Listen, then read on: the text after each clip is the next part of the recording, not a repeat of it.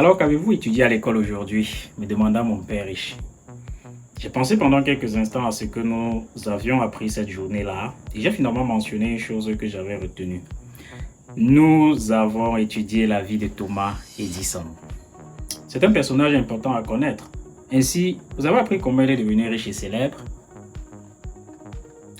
Salut et bienvenue dans ce programme Lit pour réussir, Espoir MLM. Je suis Alex Talimeta et j'ai envie de te féliciter. Toi qui as démarré dans cette industrie de marketing de réseau, toi qui as démarré dans cette aventure MLM, parce que crois-moi, tu as fait le meilleur choix. Et même si tu n'as pas encore démarré, j'espère que tu trouveras dans ce programme des éléments indispensables pour démarrer, car crois-moi, c'est la meilleure avenue à emprunter de nos jours. Et j'espère que le passage que je vais partager avec toi aujourd'hui pourra encore te conforter tes croyances dans cette industrie. C'est parti. C'est un personnage important à connaître. Et si vous avez appris comment il est devenu riche et célèbre, non, nous avons seulement parlé de ses inventions, comme l'ampoule électrique. Mon père riche sourit et dit, eh bien, je n'aime pas contredire ton professeur, mais Thomas Edison n'a pas inventé l'ampoule électrique. Il a plutôt perfectionné. Et mon mentor de m'expliquer que Thomas Edison avait été l'un des héros de sa jeunesse et qu'il avait étudié son parcours dans la vie. Alors pourquoi lui accorde-t-on le crédit de l'avoir inventé? Demandai-je. Il existait déjà d'autres modèles d'ampoules électriques, mais elles étaient en fait inutiles. Les premières ampoules ne duraient pas assez longtemps et c'est pourquoi les prédécesseurs de M. Edison n'arrivaient pas à convaincre les gens de sa valeur commerciale, de la valeur commerciale de cette invention. La valeur commerciale. En d'autres termes, il ne savait comment faire de l'argent avec cette invention. Mais Thomas Edison y arriva, ajouta le père riche. Alors, on peut dire qu'il inventa la première ampoule électrique utile. Il a également su comment s'y prendre pour bâtir une entreprise profitable à partir de sa découverte. Père riche hocha la tête pour manifester son approbation. Et c'est précisément son sens des affaires qui a fait que tant de ces inventions se sont révélées si utiles pour des millions de consommateurs. Thomas Edison était bien plus qu'un inventeur, il a été le fondateur de la société General Electric et de plusieurs autres entreprises importantes. Est-ce que ton professeur t'a aussi expliqué cela? Non, répondais-je, mais j'aurais aimé qu'il le fasse. J'aurais sans doute été bien davantage intéressé par le sujet. Je dois admettre que je m'ennuyais et que j'avais de la difficulté à faire un lien entre Thomas Edison et la vraie vie. Si on m'avait expliqué pourquoi il était devenu aussi riche, j'aurais écouté bien plus attentivement.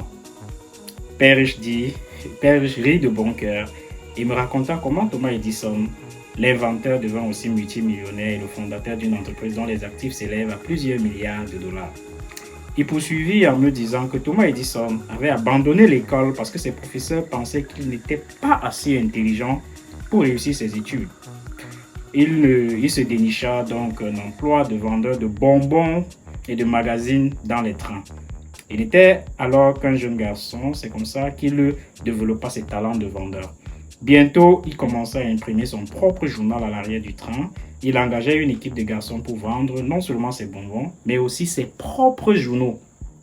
Il passa alors, malgré tout son jeune âge, de la situation d'employé à celle de chef d'entreprise, engageant des douzaines d'autres gamins, tout cela en moins d'une année.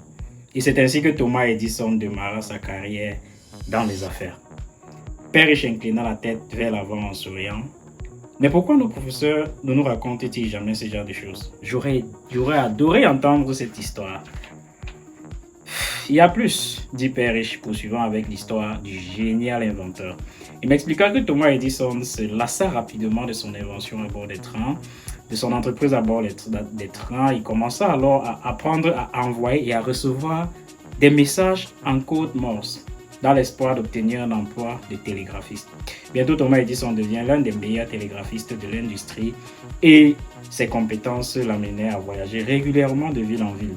Ce qu'il a appris comme jeune entrepreneur et télégraphiste lui a donné une longueur d'avance sur les autres, à la fois comme homme d'affaires et comme futur inventeur de l'ampoule électrique, poursuivit Père riche. Et comment le fait d'avoir été télégraphiste a bien pu l'aider à devenir un meilleur homme d'affaires. Qu'est-ce que toute cette histoire a à voir avec le fait de devenir riche? Donne-moi la chance de t'expliquer, reprit mon mentor. Tu vois, Thomas Edison était bien plus qu'un inventeur. Alors qu'il n'était encore qu'un gamin, il devint propriétaire de sa propre entreprise et c'est pourquoi il devint plus tard riche et célèbre.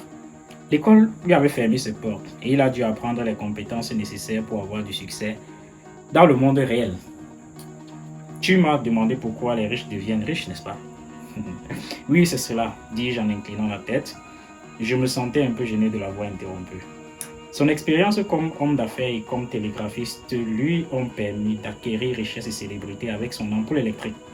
Il s'était rendu compte que si l'inventeur du télégraphe avait récolté tant de succès, c'était parce qu'il s'agissait d'un système commercial, avec son réseau de lignes électriques, de poteaux disséminés dans tout le pays, des gens compétents, des stations de relais, etc. Alors qu'il était encore très jeune, Thomas Edison a compris la puissance d'un système. Je bondis sur l'occasion. Je voulais dire que parce qu'il était un homme d'affaires, il a vu tout de suite que c'est le système qui était la clé du succès. En fait, le système comptait encore plus que l'invention.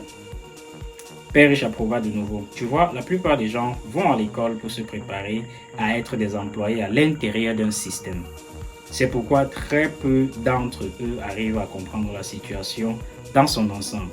Les employés ne perçoivent en général que la valeur de leur propre travail parce qu'ils n'ont pas été formés pour voir plus grand que cela.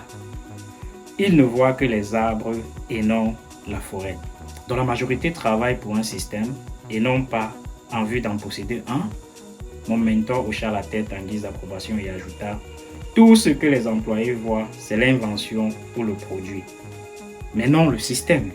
Alors la majorité ne comprend jamais ce qui fait que les riches sont riches. J'ai adoré ce passage et si tu as adoré, il faut déjà laisser, pourquoi pas, un feedback. J'ai adoré ce passage parce que je me rappelle d'une histoire. Je faisais 4e à l'époque au lycée et mon professeur de géographie nous a donné un devoir. Il nous a demandé de citer tous les pays de l'Amérique latine avec leur capitale politique. Et elle a insisté à ce qu'on les retienne parce que ça devait venir à l'examen. J'ai cité, j'ai retenu pour passer l'examen. J'aurais aimé lire l'histoire de Thomas Edison. J'aurais aimé lire, pourquoi pas, l'histoire de Dangote dans les livres. Et aujourd'hui, je me demande pourquoi. Pourquoi je citais les pays de l'Amérique latine et toutes les capitales. Pourquoi j'ai fait 19 ans d'études pour aujourd'hui être un enseignant pour un salaire qu'on ne paye même pas très souvent? J'aurais aimé apprendre ça à l'école primaire, à l'école maternelle. J'aurais aussi aimé tomber sur des choses comme ça. Mais hélas, Dieu merci, aujourd'hui, on a découvert ça. Et ces mêmes personnes qui nous ont dit la richesse se trouve dans le système. Aujourd'hui, ces mêmes personnes nous disent il y a un espoir. Pour vous qui n'avez pas pu bâtir un système à partir de zéro, pour vous qui aujourd'hui ça devient très compliqué de pouvoir bâtir un système, il y a un espoir et l'espoir s'appelle le marketing de réseau. Vous pouvez adhérer aujourd'hui, vous pouvez adhérer quand vous voulez, vous pouvez adhérer à l'âge de 18 ans, de 23 ans, de 35 ans, de 50 ans, peu importe. Mais il y a l'espoir de pouvoir développer un système à partir de zéro. Cet espoir se trouve dans le marketing de réseau et ces mêmes gens nous disent ces entreprises de marketing de réseau vous offrent la même éducation en affaires que nous on a eu pour bâtir des systèmes mondiaux aujourd'hui. J'étais Alex Talimeta et j'espère que cette vidéo t'a plu et que ça a encore réconforté tes croyances dans cette industrie de marketing de réseau. Je te dis à très bientôt pour une autre vidéo. Ciao.